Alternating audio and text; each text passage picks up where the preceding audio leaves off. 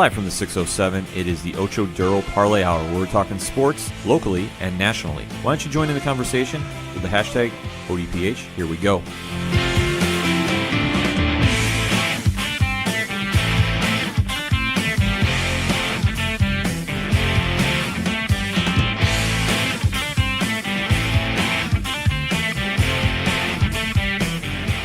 And welcome to another edition of the Ocho Duro Parlay Hour, hashtag ODPH podcast. I'm your host, Ken M. Joining me in studio, as always, it's Padawan J. Hello, hello, hello. Folks, we have a lot to discuss in the land of sports, so let's waste no more time. Hit us up on that hashtag ODPH on the social media. Join in the conversation because, hey, we want to hear from you.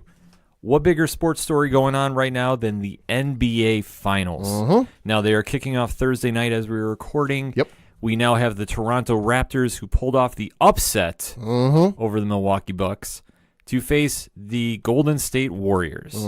Now, this is going to be a very interesting series for a lot of different reasons. Yeah. Toronto has now finally gotten to the finals after they could not get past the LeBron era in Cleveland or Miami, wherever. They just could not get over the hump.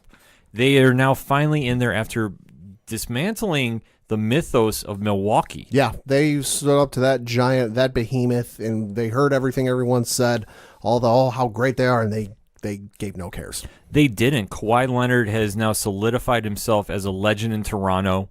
It doesn't matter what happens from here on out. He has now etched his name in the history books in Toronto sports. Well, I thought I saw an article last week after they had closed out the Eastern Conference Finals. I forget who it was, but somebody offered him like a penthouse in a luxury building if he decided to stay with Toronto after the season was over. Well, he's going to have a very interesting offseason no matter what happens. But right now he's so focused on Game 1, it doesn't really matter. And to look on the other side of the fence, you now have Golden State, who dismantled Portland early, and they're ready to go. They've been down this road before. Yeah. This is nothing new to Steph Curry and Let's company. say if I read right, it's their 5th straight NBA Finals. I believe so. This is going to get very interesting because now they have to travel to Toronto to face Kawhi and a very, very excited, to put it mildly, fan base. No, yeah, very excited fan base, but I also got to give them a little bit of credit. A lot of times you hear about teams winning a championship or getting to their championship round for the first time in a long time, and you hear about some of the antics that go on after the game is over. Shout out to Toronto. Nobody got in trouble after that Eastern Conference Finals game. No arrests. Hey, shout out to Toronto. Which was amazing. Yeah, but no, that is going to be a very loud and rambunctious crowd. I get the feeling come Friday morning and also Monday morning, June 3rd, to be specific, there will not be very many voices in Toronto. No, definitely not. They're going to definitely step it up. Drake will be leading the crowd. Yes. And to say Toronto is going to be ready for Golden State, the city, yes. Is the team, though? That's going to be the question. That's going to be the question because, I mean, yes, you do have Curry and Thompson and Draymond and the bench play going, but, Kevin Durant is still a question as far as we know. I've heard some rumblings in the last day or so that Boogie might be even ready to make a comeback, so we never know with that. It's going to be interesting to see how this unfolds because we have to look at a couple different factors. Okay. And you touched upon Kevin Durant. Is he going to be ready for these finals? As of right now, I heard he is ruled out for Game 1. Okay. So he's definitely not playing Game 1. Anything after that is going to be kind of coach's decision per se. That they're not going to tell anybody anything until the very last minute, which makes sense. Yeah. As for Boogie Cousins, you would factor that if he is physically able to go, he's going to go. This is why he came to Golden State, and you're in the finals. Yeah. You're ready to go. If you can physically suit up, you play. Let's say if you can physically suit up, even if you're not 100%, you are still suiting up. Right. So Golden State is definitely going in with that mindset. But the one thing that they've been doing, which I think is throwing a lot of analysts and fans off of it, they're winning and they're looking better without Durant in the lineup. Which is kind of scary if you think about it. It's absolutely frightening that they've stepped up. Draymond Green especially, and I know we've touched upon this before in the past episodes, he has taken his game to that next level, that he is saying, not out loud and not on purpose, but he's saying we don't need Kevin Durant. We can win outright with who we have on the court. And for them to look as quick as they are, because they look like a totally quicker team just doing the eye test, is really scary at this stage. So you bring up Draymond Green. His postseason stats as of this moment are 13.6 points per game, 9.9 rebounds per game, and 8.2 assists per game with 1.7 blocks per game. Right. He's definitely focused on this. And it's not to say that they wouldn't welcome Durant back in the lineup by any means. Right. If Durant can play, trust me, he's going to play. But they're just sending the message that we can definitely play without him and we can win without him. Now, how this is going to affect team chemistry is a different story, but it's not really a headline by any means. No. This isn't like the Los Angeles Lakers drama, which we're not even going to get into. No, that's like a 3-hour episode. Yeah, that's going to be a Coach Duffy Presents when he gets back on the show. But what I'm saying with this is Golden State is heading to Toronto where they're going to be very well received by the Toronto fan base. Yeah. And just it all depends on what Toronto team steps up to face them. Kawhi is definitely in finals mode. Yeah. We know he's going to show up. He's been there before. He knows what to do. But the question is, if he starts getting shut down, and I'm not saying he's going to be shut out. No. But no. If he's not going to be able to take over games, because you got Draymond Green, who's an excellent defender. Mm-hmm. You have Andre Iguodala, who steps up and shines in the finals. Say, if I'm not mistaken, he was an MVP a couple seasons ago. He didn't win that for eating cookies. Mm-hmm. He's going to definitely step up. I mean, Golden State has one of the stronger benches on the game. Yeah. If they can slow down Kawhi, who steps up on that team to take over? That's the question. Can Kyle Lowry really step up and do it? Can Danny Green, Serge Ibaka, Marc Gasol? Who steps up? Does anybody, Pat? Somebody's going to have to, because this isn't one of your prototypical matchups where you've got one or two superstars on the other team and the rest of the guys are kind of role players or facilitators to whatever style of offense they play. This is one that they can turn whatever style of offense they're playing and flip it on the switch of a dime, the spin of a dime, where they can go from, oh, hey, we're this really physical, down low, posting up and slam dunk and all that kind of shots to, all right, we're going to start shooting 3-pointers like it's a video game. Somebody's going to have to step up, because it's like you said, if Kawhi gets shut down or kind of held in check, okay, who's going to step up? Because you're going to need somebody. Yeah, and you're going to need somebody to keep up with a Steph Curry, a Klay Thompson, who can shoot the lights out of the building any night they show up. Yeah. So who's going to be the one to step up and do it? Does Toronto have somebody to do it? I mean, Danny Green has shown glimpses. Yeah. But can you do it consistently to win 4 games? That's going to be the question. And that, to me, is kind of the biggest X factor is, okay, yeah, Kawhi's been there. Kawhi's been to the NBA Finals. The rest of his team are fairly inexperienced when it comes to the NBA Finals. And yes, you've been in the playoffs. Yes, you're professional basketball players. But the Finals is a whole different animal. Mm-hmm. It's truly a different story. That, okay, you did beat Giannis in Milwaukee. Congratulations. Turn the page. Right. And you did it in impressive fashion. But now you face Golden State, who has been, going into the season and more or less throughout, the team to beat to get to the championship. Yeah. You knew this was going to happen if you got to the finals. You're now here. How do you step up and do this? That's going to be the biggest X factor of everything. Because for Toronto, like I said, it's not to say they're not going to show up. No, they'll show up. They're going to show up. But if Curry gets going, Thompson gets going, Green gets going, let alone if down in this series you have Kevin Durant come back, if you have DeMarcus Cousins come back. Yeah. How do you stop everybody? And I don't know if there's a yes or no answer. You've definitely got to hold him in check, because we saw in the series against the Houston Rockets what happened when you let like 2/3 of the starters get into double figures. It's hard to beat that. Yeah. You got to hold him in check. You have to. And are they that strong of a defensive team that they can't get into a situation where they think they're going to come back, and if they're down 10 points at halftime, that they're going to come back and win this? Golden State knows how to finish. Yeah. They are arguably the most seasoned team that was all in the playoffs this entire year, but East and Western Conference. Yeah. They know how to do it. They know how to close. So for them, their key to success is, okay, let's make somebody else beat us on that team. If we let Kawhi be Kawhi, sure, he's going to put up his points, but can anybody else beat us? That's your biggest X factor of everything. Mm-hmm. That how does Toronto have somebody step up? Is it going to be something that Kyle Lowry has his breakout game like Damian Lillard did, in the Denver series and in Oklahoma City? This is where a situation like that is where a player is going to have to really step it up and really take that game to the next level because now you're in those finals. Can you shut down or slow down a Steph Curry to make a Klay Thompson beat you? That's going to be the question. I mean, there's so many involving questions here. I know I've given off a bunch of questions. Oh, yeah. They've got to be very fluid in what they do because this isn't a video game. You can't shut everyone down. You've got to pick and choose who you want to shut down. And you've got to be fluid in changing who you're shutting down because, okay, great. You shut down Steph Curry for a quarter and a half. Well, now you've got Klay Thompson shooting you out of the building. Mm-hmm. You got to switch off and go, all right, listen, we need to kind of throw an ice pack on Klay Thompson and cool him off here. Yeah.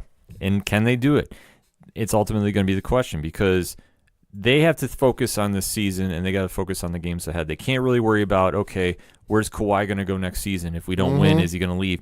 You need to focus on the games in at hand. The players are going to. I know the media is kind of now starting to run with stories of, oh, what happens next season? Right. And you've also got to tune out hey, this is your first time. Are you nervous? Yeah. Like you got to tune out all the talk and the noise about first time. Yes, it's your first time. Congratulations.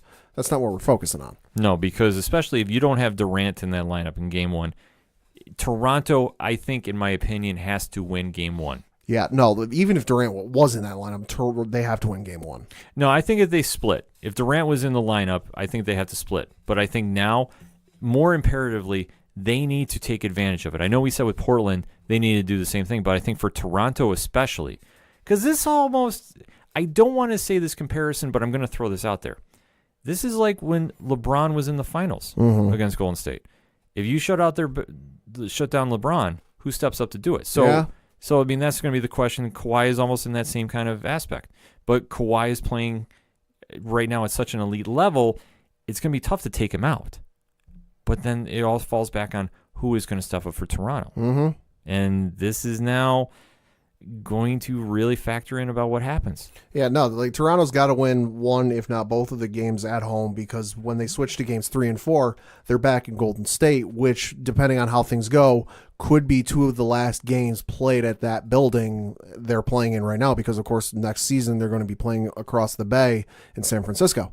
So, yeah, okay, the teams, this is their 5th straight NBA Finals appearance, but it's going to be potentially the last 2 games, assuming they don't go to Game 6 where that's played in Golden State.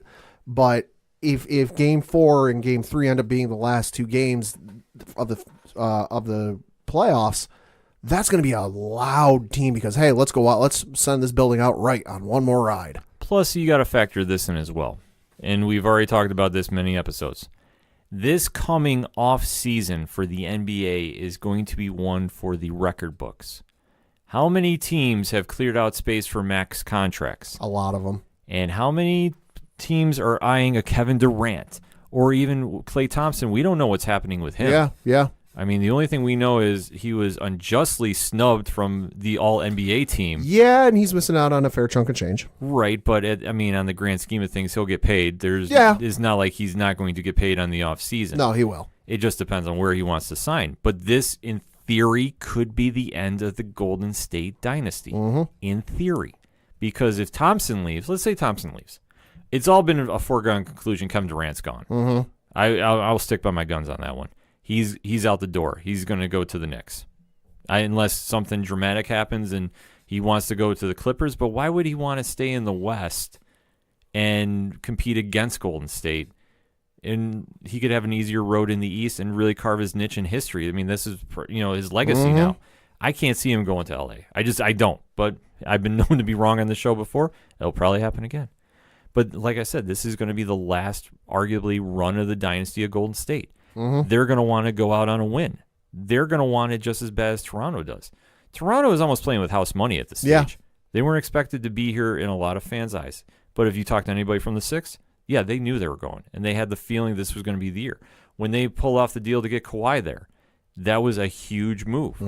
That this has already paid off for him. Yeah. You can't say it hasn't. And just get him to stay there is going to be another story.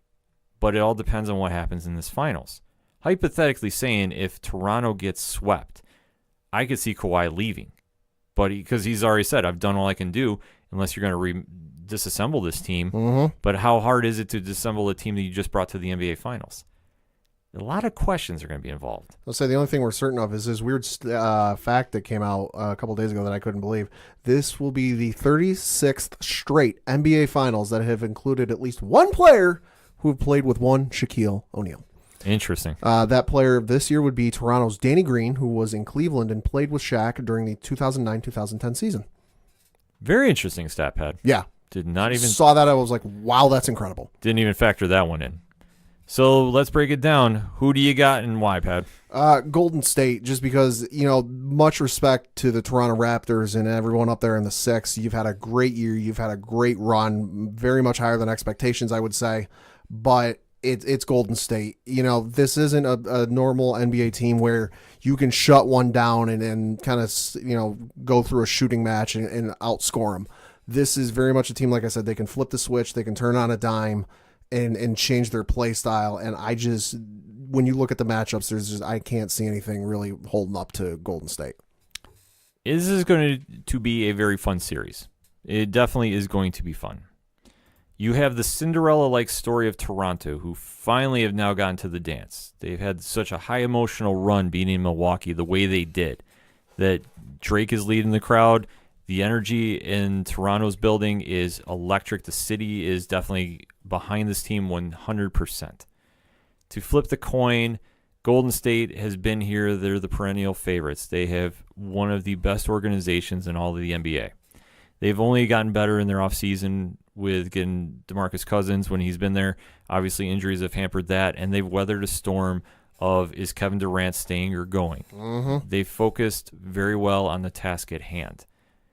Now going into the games, this is Golden State's to lose, in my opinion. Golden State has better shooters. Golden State is more ready to step up to the challenge, and they know how to deal with a superstar player and role players on that team.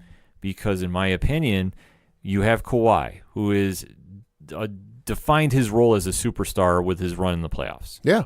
He has to be mentioned in the Giannis's and the LeBrons and the Curry's talk of being a superstar in this league. He's definitely proven it from all the drama that happened with San Antonio. So that being said, they know how to shut down a superstar player. Can the role players step up and compete and win 4 games? I don't see it happening with Toronto. No. I'm hoping it does. As a fan, I'm hoping Toronto pulls this off. But as a logical, breaking down everything, I think Golden State's just a little better on both sides of the ball. They've been here before. They are not going to get rattled if they lose a game. They can definitely push the series if they want to, but I think this ends in 5 games, in my opinion. Okay. I'm going to say Golden State in 5. And then what happens, the sad thing is going to be is the minute Golden State wins, if they do win this, it's not going to be congratulations on the series. It's going to be, how soon is Kevin Durant leaving? Mm-hmm. Where's Klay Thompson going? He'll get interviewed in like the post-game press conference and be like, all right, so where are you going this offseason? He's not even going to have time to enjoy this win. If he's smart and somebody asks him that question, he can hit him with I'm going to Disney World. I think he'll address it how he usually handles it. And you know what, but I think it's going to be just unfair to him if that's the case. And even on the flip side, if Toronto pulls this off, Kawhi's not going to have a real good chance to enjoy this because what's going to be the question? Are you going to stay or are you going to go? Yeah.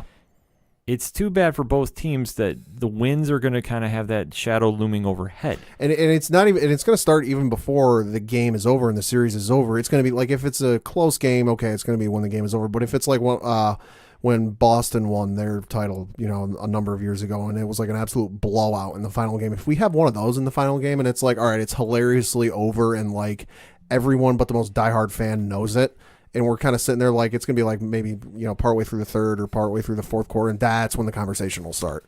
And it's going to be too bad that shadow is looming overhead. Mm-hmm. Because, like I said, I think this is going to be a fun series. Yeah. I don't think Toronto is going to get ran out of the gym per se. I think they have a couple games that if they don't really step up and really embrace the challenge, it's going to be a long night. And it could get bad in a very, very big hurry. The one thing we do know is they're resilient. They'll bounce back. I mean, take a look at Game 2 in the playoffs. Oh, yeah. Against Milwaukee. And when they got blown out, and then look at what they did and how they answered back. Can they do that consistently against Golden State? I don't think so. but I'm definitely intrigued to watch. It's like I said, I'm rooting for Toronto, and I'm hoping I'm wrong. But I think this is all about Golden State's to lose, and then what happens in that offseason is going to get absolutely out of control. But let us know what you think. Hit us up on the hashtag ODPH. The finals start Thursday. Who you got, Golden State or Toronto? We want to know. We're going to take a quick break. We'll be right back. 2, 3, 4. Hey, this is Johnny Moose from Excite Wrestling, and you're listening to the ODPH. I didn't mess it up. I thought I would. Right now, back to the guys.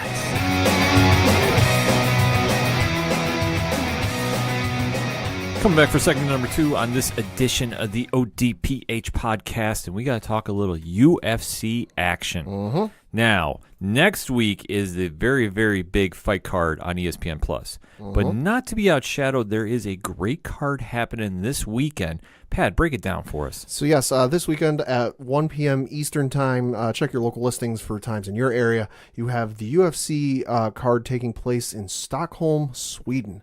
Headlining the card is Alexander Gustafsson versus Anthony Smith in a light heavyweight matchup. Your co-main event in another light heavyweight matchup is Volkan Ozdemir versus Ilir Latifi. And then also you have Jimmy Manoa fighting on the card. It's just a really good-looking card. It's a solid card that's got a lot of implications for the light heavyweight division. Now you have Alexander Gustafsson, who is a long-time top contender, who was arguably the closest to defeating one John Jones at the 205 division over his time period. But he has not obviously completed that, and when they had the rematch, John did finish him in that fight. Yes. To flip it, you have John's last opponent in Anthony Lionheart Smith, who is obviously kind of an enigma in this division, in my opinion. That he's kind of flown in there and definitely had some highlight reel knockouts, and he's definitely made his presence known in the 205 division. But obviously, John did show there were some flaws to his game, and it was not his strongest performance in this fight. So going in with that, this fight has a lot of implications for both fighters. I'll say, never mind the fact that 4 of those fighters are in the top 10 of the light heavyweight rankings in the UFC. Oh, right. On this card, absolutely. Yeah. This has got some definite implications for down the road. And I think after this fight, I did hear Anthony Smith is taking off time regardless, because he's been fighting a lot recently. Yeah.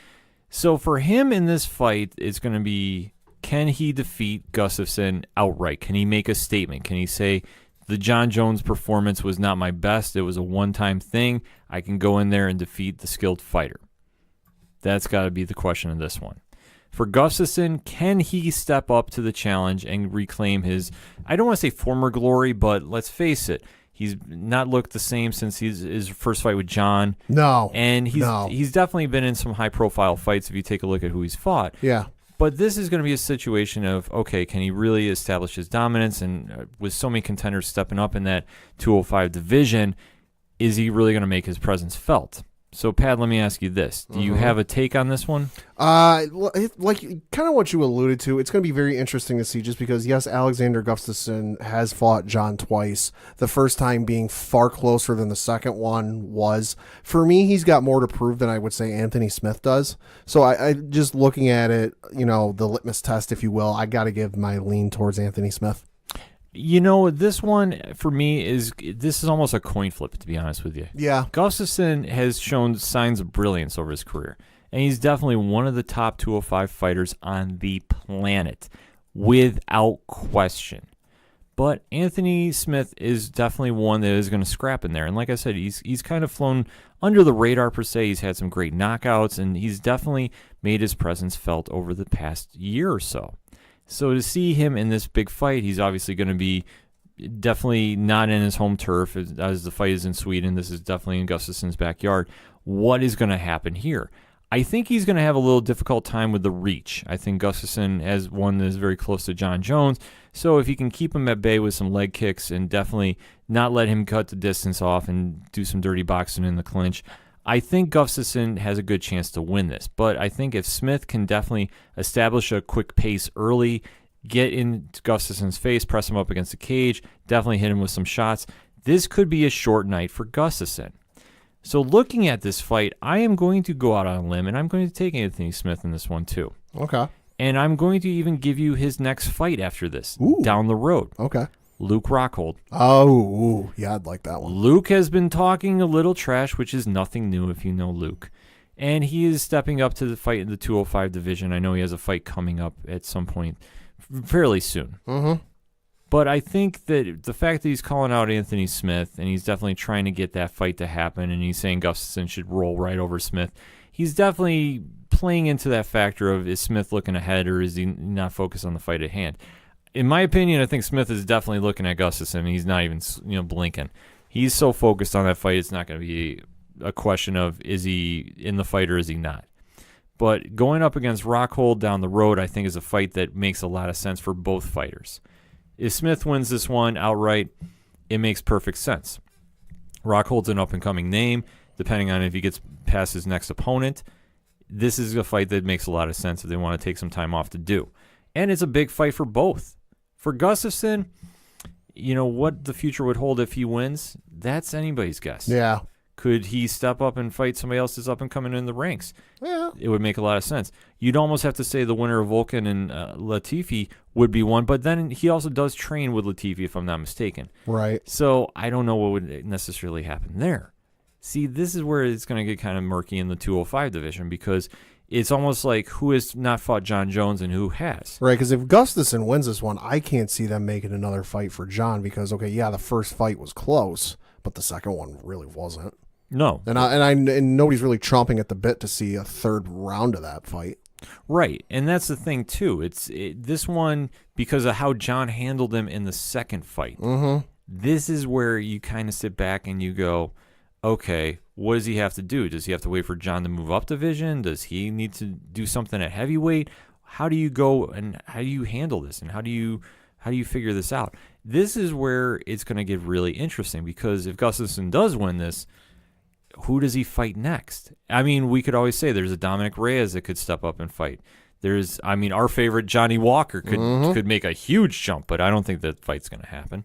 But you almost have to take a look at it saying, okay, who's in the 205 division right now and what fight makes the most sense? And I'm not saying Daniel Cormier either, because I don't think Cormier's coming back down. No. And they've already fought too, if I'm not mistaken. So for Gustafsson, after he wins this one, he almost has to, I don't want to say become a gatekeeper, so to speak, but he also really needs to make a dominant statement to get that fight against John.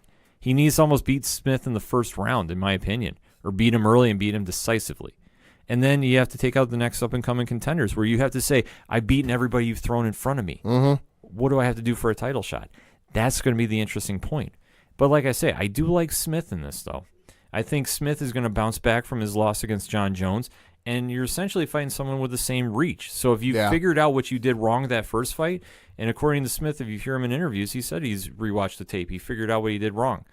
He's got to prove it against Gustafsson. It's not going to be an easy fight for him without question, but he's got to definitely prove it and go from there. And then taking a look at the co-main, you got Latifi versus Volkan.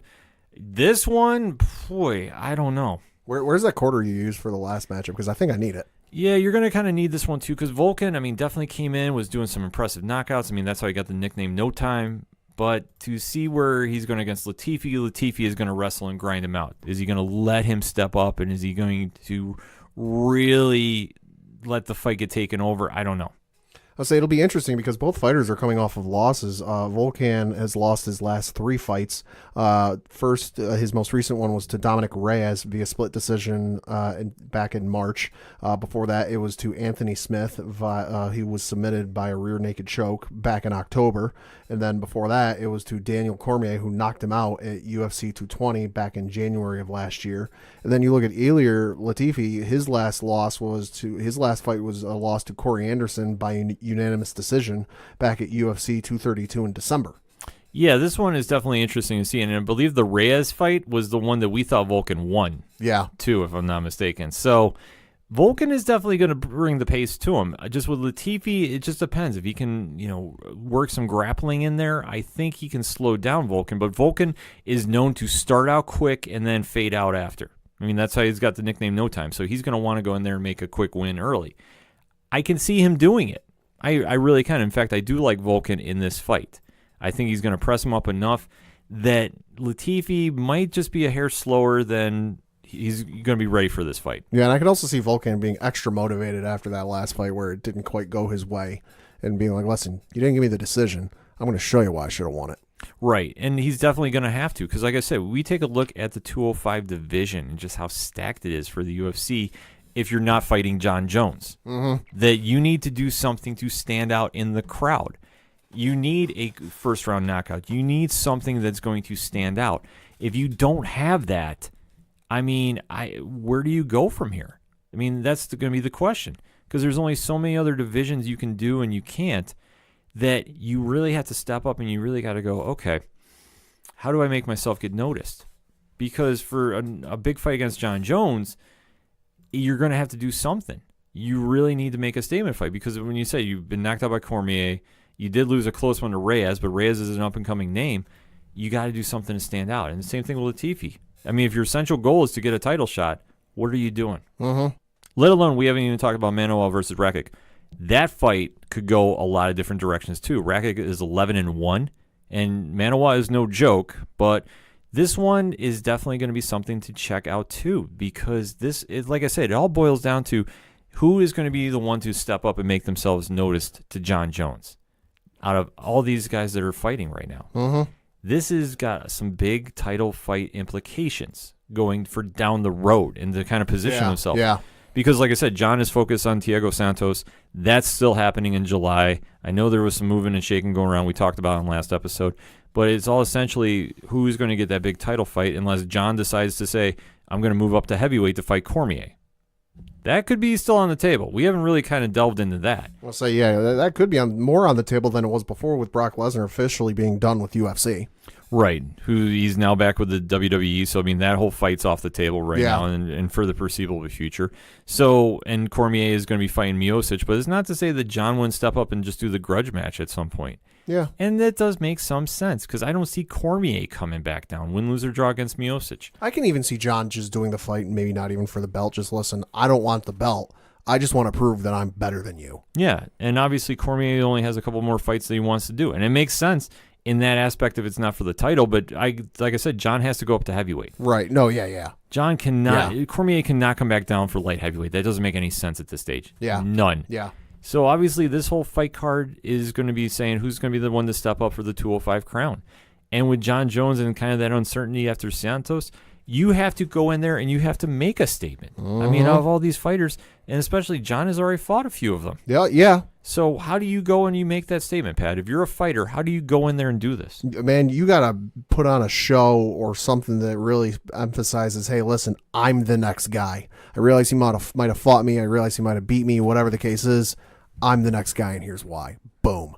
You got to do something. It's going to be really fun to watch this weekend on ESPN+. The fight card is definitely going to be one for if you're a fan of the 205 division to watch for future endeavors. I'm saying it should be noted, like I said at the start of the segment, because the event is taking place in Stockholm, Sweden, it is a 1 p.m. Eastern time start time. Check your listings on ESPN.com for what time it'll start in your area, but just to know, it's 1 p.m. Eastern, not your typical like 8 or 9 o'clock Eastern like you might be used to. Right, so there's definitely going to be a lot of action on that card. Hit us up on that hashtag ODPH. What is your thoughts on the card coming from Sweden this weekend? We want to know. We're going to take a quick break. We'll be right back. Hey, this is the King of Lisle, Luke Visengard, Gladius 205 champion, and you're listening to the ODPH.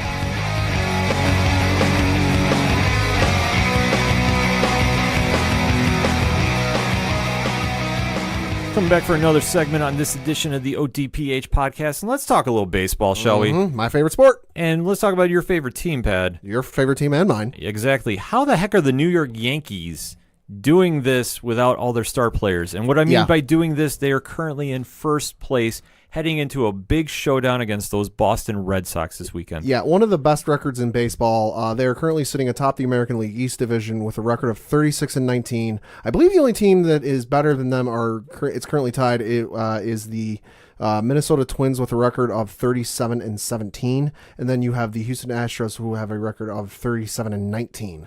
But no, yeah, it's a little wild to see that. That's been one of the big storylines for, if I'm not mistaken, today was the 1/3 of the way through the baseball season for the Yankees, where it's their 54th game. So you're 1/3 of the way through the season, and what's been the big story? Okay, yeah, they're winning, and yeah, they're doing it with some not so household names. But all the injuries. Giancarlo Stanton, Aaron Judge, CeCe Sabathia, Luis Severino, Miguel Andujar. I mean, I could go on and on and on. Yeah, Didi Gregorius. Didi Gregorius, although he's coming back soon. Aaron Hicks was, of course, injured, but he's since come back. James Paxton was another one, but he came back today as we record and pitched a stellar game.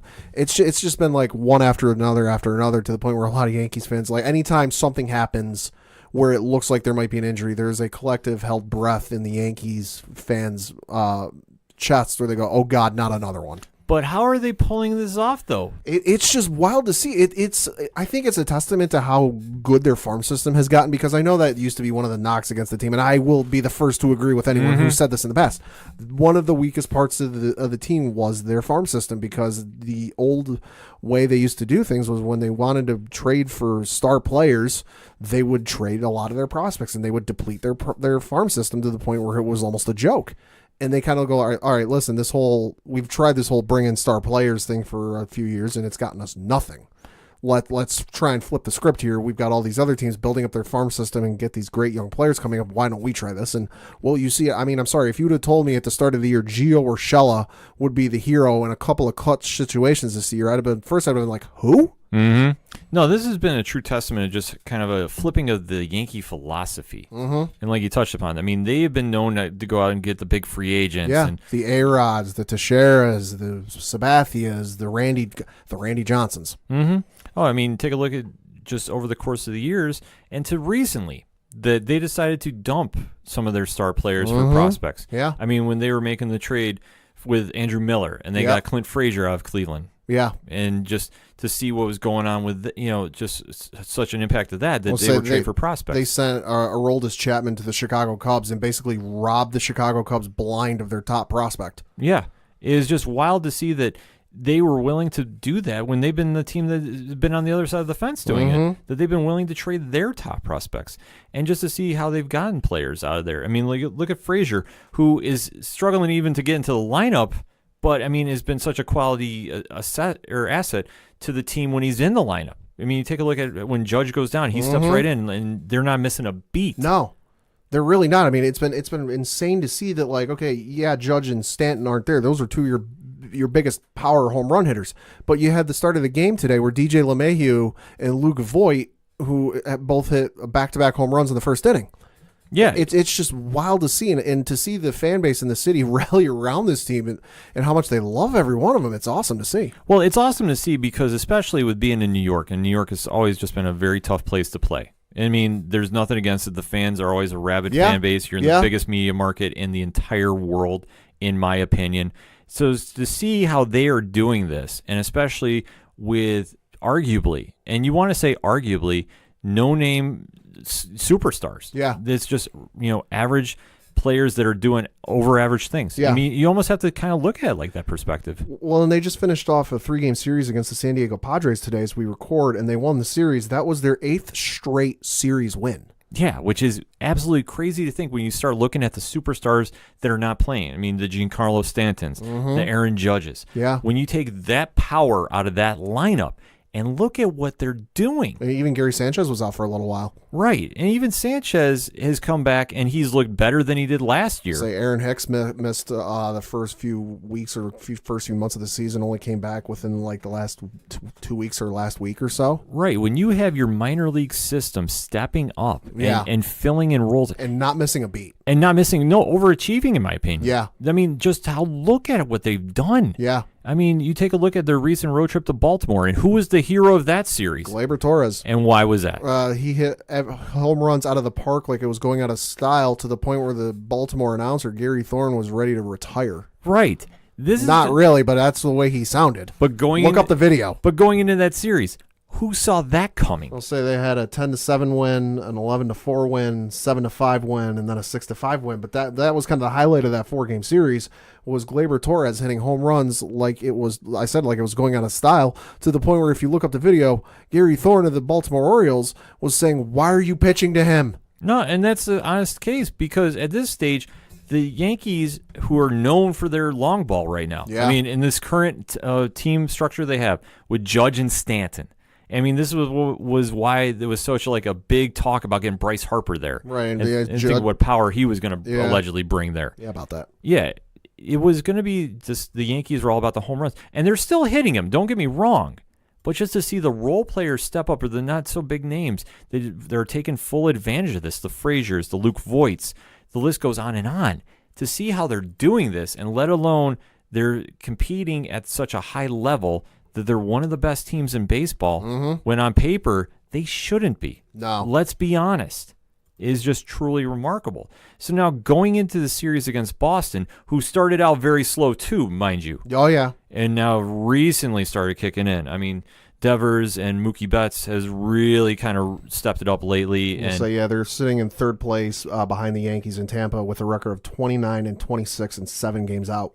But until it's, game 162 of the year, I ain't never counting Boston out. no, you can't count Boston out, and especially with how this rivalry is. Mm-hmm. Let's be honest. This is the best rivalry in all of baseball and all of sports. Well, so, yeah, it's a 4-game series against the Boston Red Sox starting this weekend. It's not for first place, but it might as well be. It should be. It's going to have that big fight feel to it. Yeah. They always do, especially when both Boston and the Yanks are doing well. And Boston has now really come along. I mean, you take a look at their stat line. Mm-hmm. They've really stepped it up after having that awful start to begin the year with.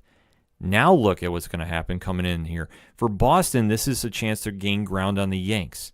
And especially they're looking at it like, well, your lineup's depleted. We're clicking at the right time. Like I said, Devers is hitting the ball out of the park. He's playing lights out right now. To say, okay, we got a chance to gain some ground on the Yankees.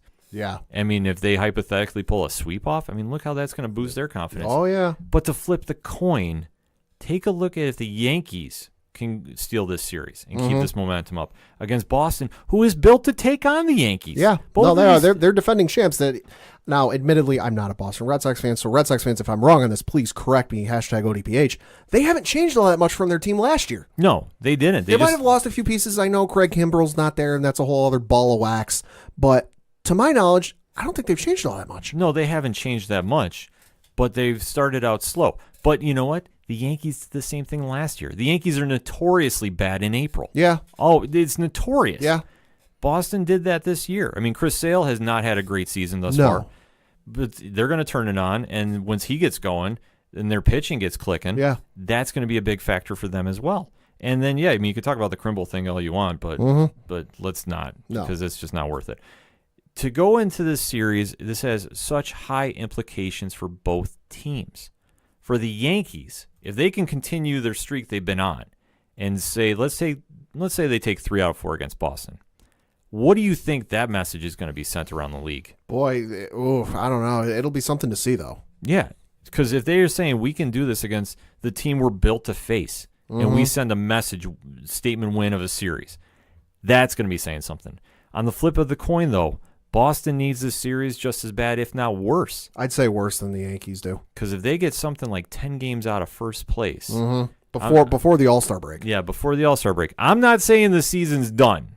But what I'm going to say is the hill to the wild card is going to be tougher than the hill to first place. I'll say, I feel like we'd be neglected to mention this. I feel like we'd get some flack if we didn't mention this.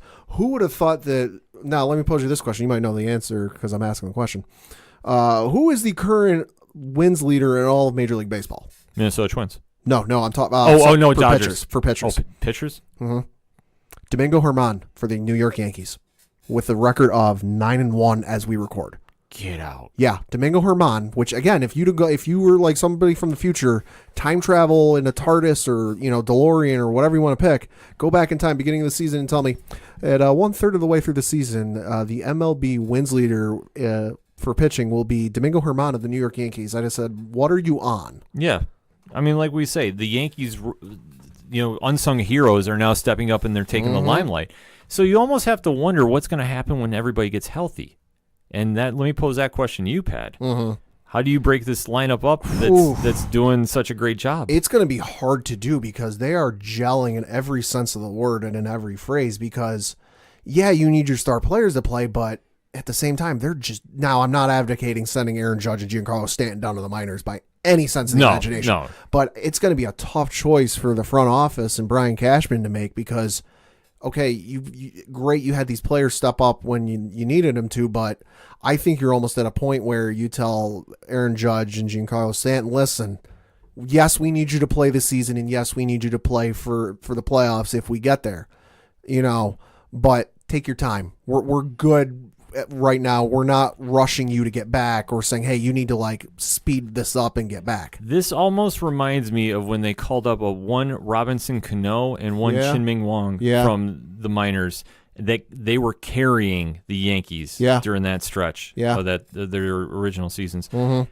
So this has that same kind of vibe. But to see the Yankees pulling this off, and especially with everybody associates the Yankees with, we got to get the big free agents. They really haven't. I'll say it's also wild because as we record yesterday, the 28th of May, voting open for Major League Baseball All-Star Game. Some Yankees made the voting list. Now, obviously, the Gary Sanchez's and the Judges and the Stantons are on there, and so is Brett Gardner. But Luke Voit is on the ballot for first base for the New York Yankees. DJ LeMahieu is on the ballot for second base for the American League. Gleyber Torres is on there for shortstop. Gio Urshela is on the Major League Baseball All-Star ballot for third base. How crazy is that? Just to think where we started at the beginning of the year, did anybody think that we'd be talking at the end of May? Yeah. And saying these are the New York Yankees that are helping the team to get the first place. Yeah. It's wild to see, but this is the fun of baseball, that when you go to a minor league game, you never know when that future all-star or superstar is going to be there. And it can be faster than you think. I mean, we of course have the AA affiliate of the New York Mets in our town. I remember a game years ago I went to with my dad where a player named Daniel Murphy was playing second base or first base, I forget which, for the then Binghamton Mets. Not even a half week later, I'm flipping channels on a Saturday or Sunday afternoon, and I get past the channel the Mets broadcast is always on, and I just hear in passing, Daniel Murphy with a line drive double to left center field. I'm like, wait a minute, and I pulled out the thing from the game I went to, the program from 4 or 5 days ago. I'm like, wait a minute, I just saw him play here 4 or 5 days ago. Yeah, you never know. I mean, last season we saw Vladimir Guerrero Jr. down here. Man, that boy can hit. Yeah, and he can hit. There's no question. That boy can hit. You want to talk about somebody doing damage in Toronto? That man is going to put up some huge numbers by the time it's all said and done this year. I was fortunate a couple of years ago to go to a Binghamton Trenton Thunder game, and Gary Sanchez was still in AA playing catcher, and my first reaction when he hit a screaming double off the center field wall was, why is this man in AA? That's what I say. It's the beauty of going to minor league baseball, because you never know when these guys, a drop of a dime, could get called up to the big leagues. And then look at what happens when they take advantage of the spotlight. Yeah. You take a look at how the Yankees are in first place and doing what they're doing, and they're doing it with guys that they've grown in their farm system or traded to get in their farm system and built them up. And now look at what they're doing. And they're in first place sitting at the end of May going, where's the future going to go to the All-Star break? Mm-hmm. It's going to be some fun questions to watch, and definitely some fun baseball this weekend.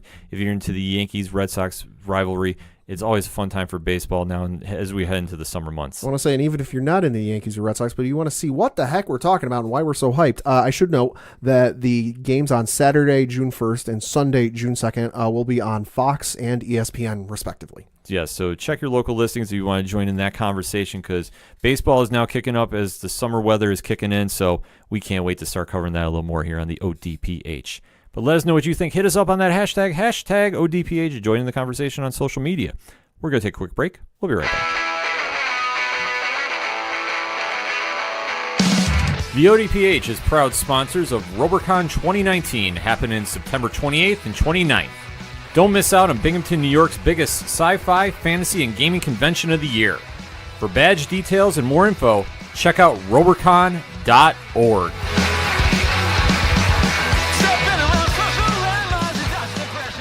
Coming back for the final segment on this edition of the ODPH Pad. Kick us off with that local minute. Well, of course, local minute in the summertime. We got to be talking a little baseball because the Binghamton Rebel Ponies are in full swing. Last week, they won a series against Bowie, winning 2-1. Then they split a series at home against the Trenton Thunder, winning 2 games and losing 2 games.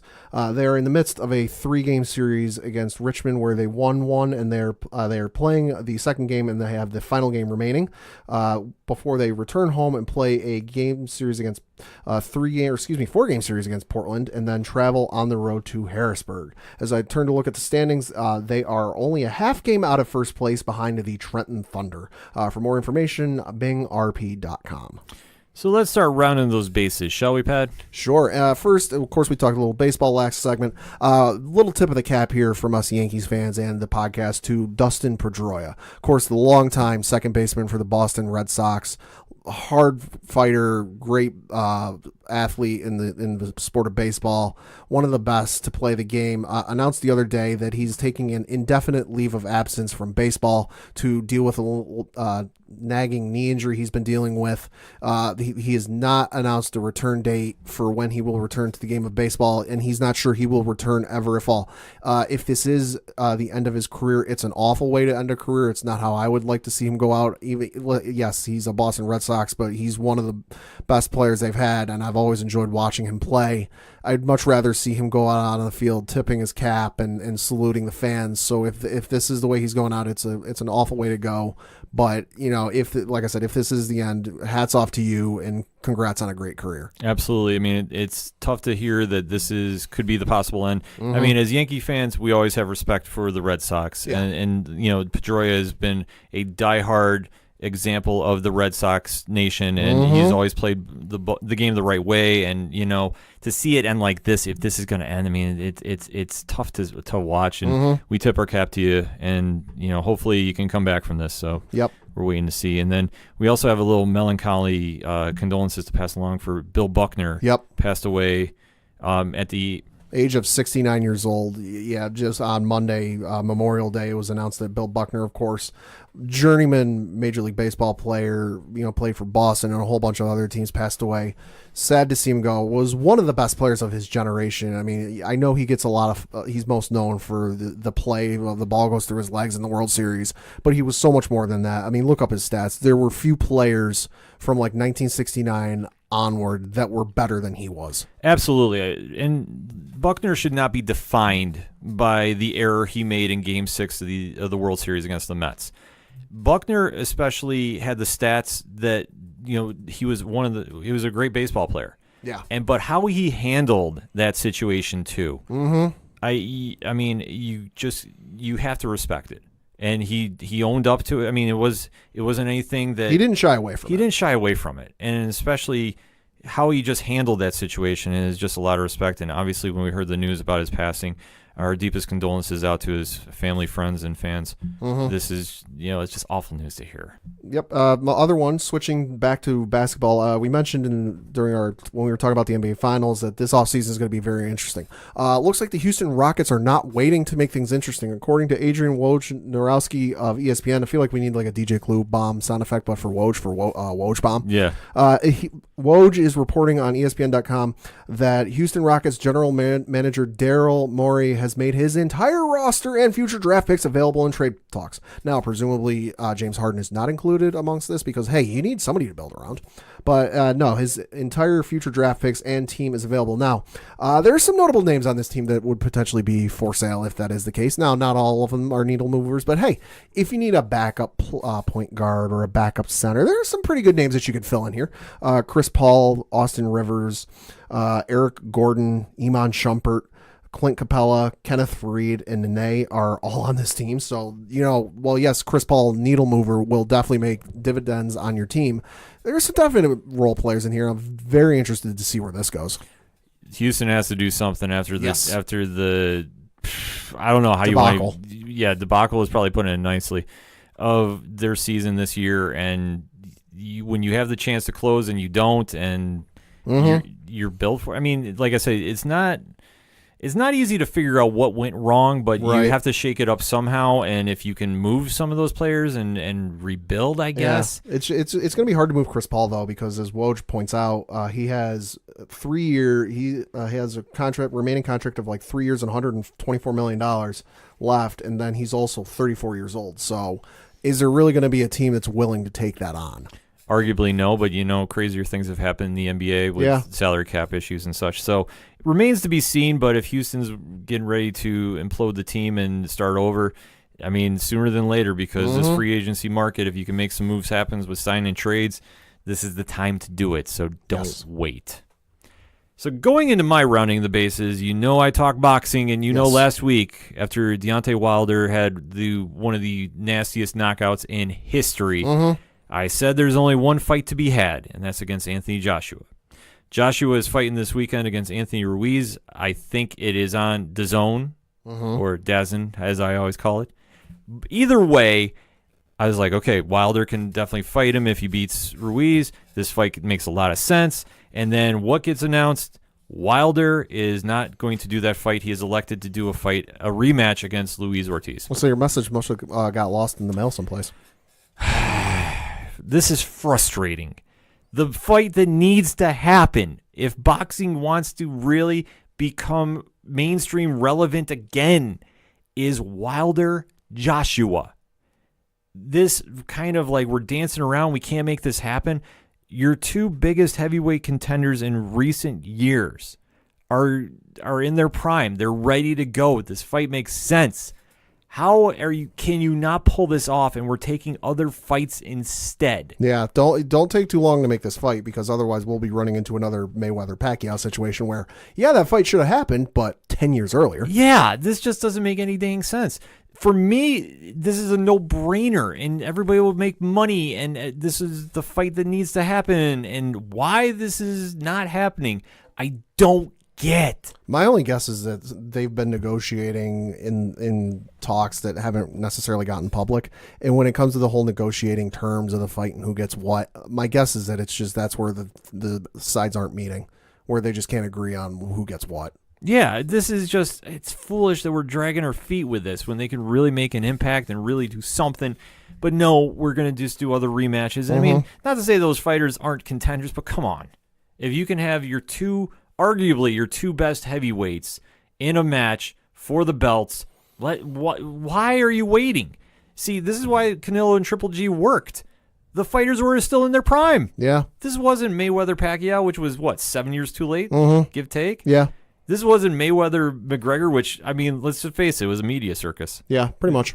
So why don't you put your fighters in the best position to do the best fight and make some noise and draw some more attention and get people amped up about boxing? Especially when, like in all sports, something may happen. You don't know, but you may not. Some injury may happen that takes you out of the sport of boxing, and you're not able to box ever again. Yeah. And then you're left for the rest of your life going, oh, I wonder what would have happened if I had that fight. Yeah, this is just foolish. I don't like. And like I said, I'm not wishing injuries on anybody, but this is a realistic possibility that could happen. When you're in combat sports, it could happen at any moment. It's a sad but true statement. I mean, this is why you need to take advantage of those opportunities when they're available. This fight's a no-brainer. I don't understand this. I could go on and on about this, but I'm going to hold back and just say if this fight doesn't happen next year, let's just not talk about it again, because there's no point. There is none at this stage. This fight should have happened by the end of this year. It's not, so if it doesn't happen in the first quarter of next year, I don't want to hear about it because I'm going to lose interest. And that's how I'm going to end the show on this. Because that's all I got for this week. So for Padawan J. Thank you. I'm your host, Ken M. Thank you as always for listening to the Ocho Duro Parlay Hour, # ODPH podcast. We'll see you next time.